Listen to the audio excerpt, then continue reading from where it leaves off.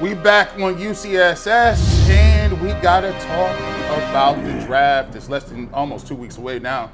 And what better way to do than bring in Dane Brugler, who's gonna break it all down for us. Dane, thank you for being on UCSS. We know you probably, your schedule looks crazy right now. You probably like have it booked from top to bottom right now with this draft stuff.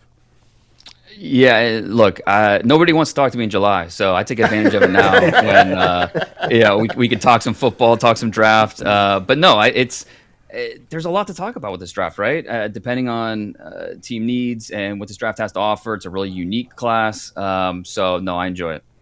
Let's start with 6. Fano is a guy that we've been hearing about, but Romro Freeling was a guy that you heard about. Like, it just seems like these guys are switching every 2 weeks. There was a Caden Proctor story where, hey man, maybe he's the guy at 6.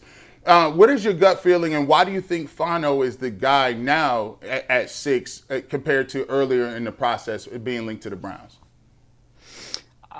In my opinion, Spencer Fano has always been the guy. He's the best offensive lineman in this draft. I thought that back in October, and I haven't really changed my opinion. I think you obviously not having the ideal length for a left tackle. That's something you have to consider. The fact that he played right tackle almost primarily. He was a left tackle as a freshman, but the last 2 years he's a right tackle at Utah. That factors in. But you know what? I mean, his wingspan is 3 inches longer than Will Campbell from last year, who was drafted 4th overall to play left tackle and played well before he got hurt. And then obviously things unraveled late in the year for him. But I think this is a team that they're going to look long and hard about all of these offensive linemen. And Monroe Freeling, I get why he's talked about. And I think if he went back to Georgia, there's a good chance we're talking about him as a top 10 pick next year, just because of how talented he is and the ascension we saw from him over the back half of this year's college football season. But I'm going with the best offensive lineman. And look, when you talk to teams that were in Lucas Oil Stadium watching the Combine live, they came away a little worried about Monroe Freeling just because you saw the movement skills, but at the same time, he's a very young player, and that showed up in what he was being coached to do. Where with Fano, he was by far the best offensive lineman at the Combine. And so you start to look at, okay, tape is really good. The person, check that box. He's a very big, gregarious guy. And then you look at the movement skills, the Combine, check those boxes. Spencer Fano, to me, I think this comes down to, if I'm the Browns at 6, Spencer Fano or the receiver, whichever one they like the most there, most likely Carnell Tate. That's, to me, what the decision comes down to. Dean, speaking of the Combine, please tell me if I'm wrong here. I know Fano was asked to work out at center. That just doesn't scream number 6 pick in the draft to me. Does that strike you the same way? Yeah, no, I think that's fair. I think it's more you can do, because he doesn't look like Joe Alt. He's not your prototypical left tackle. I think that does give some pause, which I understand totally. But so if you're looking for that prototypical left tackle, the archetype, the Joe Alt, this draft just doesn't have that guy. And I get Monroe Freeling is the left tackle that could fit that.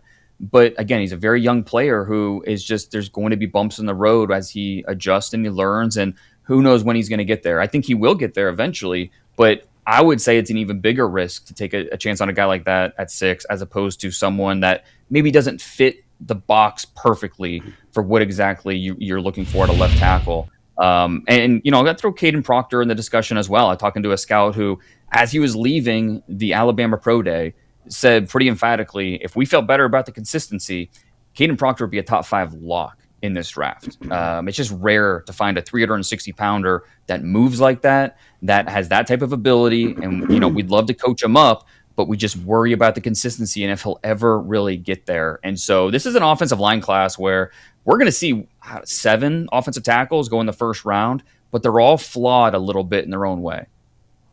Dan, you look at this, right? And if everything falls how you have it projected and the Cleveland Browns end up with Fano at 6, I tend to think that the Cleveland Browns could stack wide receivers, drafting multiple with their first 4 picks. What wide receivers do you like most that you think fit what Todd Monken wants to do with the Browns? And can you see them stacking wide receivers? And if so, which 2 kind of comes to mind for you? I think that's certainly on the table, right? I mean, they need weapons. The number one pass catcher on this team is your second year tight end, and that's something that you have to address. I think it would be pretty shocking if they don't come away from the first round with at least one of those picks being a wide receiver.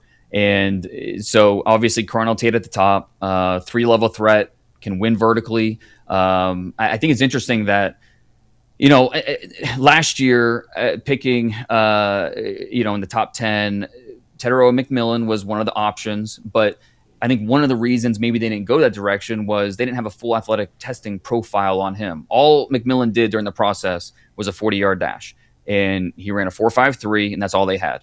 Well, flash forward to this year, Carnell Tate, all he did this year, 40-yard dash, and he ran a 4.53. And so a little similar there. I don't see that stopping the Browns from making that selection.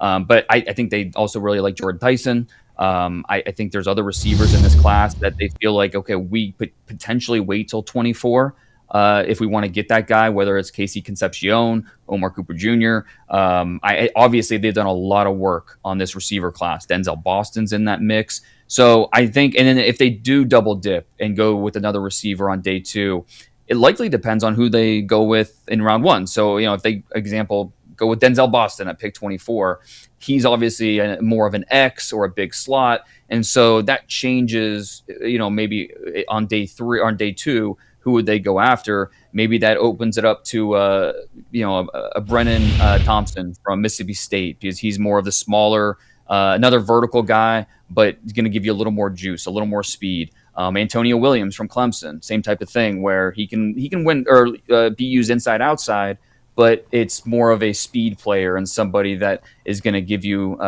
maybe what you already have with Isaiah Bond. But I don't know that Bond showed enough last year that's going to stop you from double dipping at the position. So, Dane, you look at 6 and 24 or thereabouts, right? And the Browns' current depth chart has screaming needs at left tackle and wide receiver. Yeah. If there's a surprise pick, if it's not one of those positions, who do you think it is? It'd be an edge rusher. I don't think that we talk about edge rush enough in terms of this team. Obviously, Myles Garrett, the greatest to do it in the league right now, but it's a little thin at that position. And so the chance, if Arville Reese, David Bailey, if one of those two guys were to fall to 6, which I don't see happening, but if they did, I wouldn't be surprised at all if that's the direction they went. And it kind of blows up it's offensive line or wide receiver, at 6 that we've been talking about the last 4 months. I think that when you're drafting, especially in the top 10, you have to draft the best available player on your board. And I think there's, in that scenario, just to say David Bailey were to fall there at 6, I think they would not allow him to get to 7. Speaking of Arville Reese, you have him as your overall best player in this draft. Talk about the Cleveland native a little bit. Talk about why you love Arville so much and what is his ceiling at the NFL level. Yeah, I hear people kind of say he's a tweener, and I mean, he's a whatever you want him to be type of player. And there's a big difference between being stuck in between positions, not truly an edge rusher, not truly a linebacker.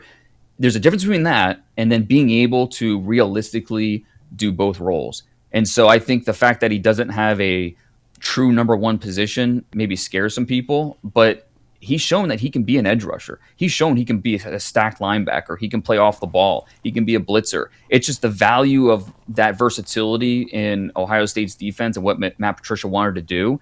That's where his value was. And it's not just the physical ability. I think he deserves a lot of credit mentally, because you're asked to do a lot in that type of role, where one snap, you're hand on the ground, going to look to get off and rush the quarterback. Another snap, you're spying the quarterback. Another snap, you're stacked and you're going to drop. And so that ability to be a joker and do a little bit of everything, I think should give teams a lot of optimism that he could do that if we want him to play that type of role. But if we want him to put his hand on the ground and be a full-time edge rusher, we think he can do it. Because it's not like, I think sometimes you worry about, all right, 245 pounds, can he hold up physically?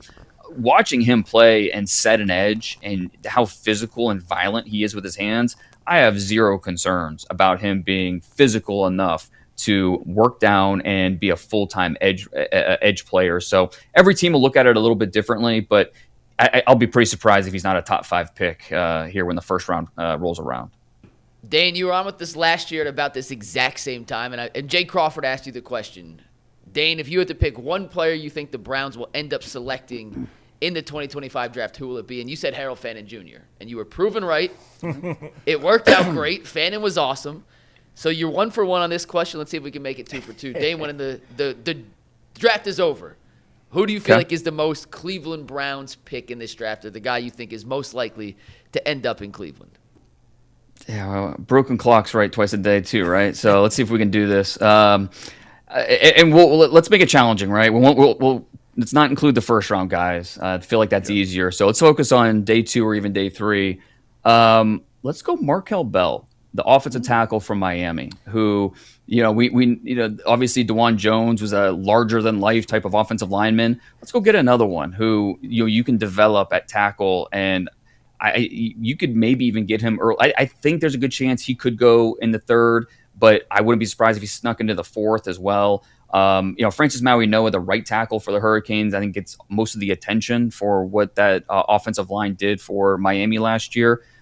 Markel Bell at left tackle was just as impressive. Just the way that he, was a JUCO guy, not even a full-time starter as a junior, but this past year as a senior, you saw the light bulb illuminate more and more and more as the season went on. And so he is a massive human being who still needs some work, but that's the type of 3rd round, 4th round type of offensive lineman that I'd be betting on to let's bring him into our building, let's coach him up. And I think, a year or 2 from now, we might have something. Bella's not as big as a house. He's as big as the neighborhood. You guys got to see him to believe him. Dane, as a native Northeast Ohioan, would you tell Ty Simpson to live in Strongsville or Shaker Heights? Well, I heard that his realtor is already, no, it's, look, if he's still on the board at 24, I think that'll be something to be talked about on the talking heads and, just the different scenarios, because we'll be on Ty Simpson watch throughout the first round. Right. I get why you consider him, but unless you're just in love with the player and think that he has a realistic chance to become your no doubt about it long-term starter, I would be very surprised. And obviously new head coach, but the GM's the same. And I think I would be surprised if now maybe there's a point on day 2 where it's like, just like there was with Shedeur last year, where it's like, all right, at this point, like, shoot, let's roll the dice. And if we have something, great. If we don't, we move on. And so maybe there's a point for the Browns on day 2 where that becomes a discussion point. But I'd be surprised if we're talking on a week from Sunday and Ty Simpson is a member of the organization. Go ahead. Dan, let me ask you this real quick. When you look at the Cleveland Browns 2025 draft class, I think it was a stacked class, including the undrafted free agents that Andrew Berry ended up signing. Of that draft class, who do you think takes the biggest step forward in 2026 and why? Oh, that's a good question. Well, you hope obviously it's the quarterback, right?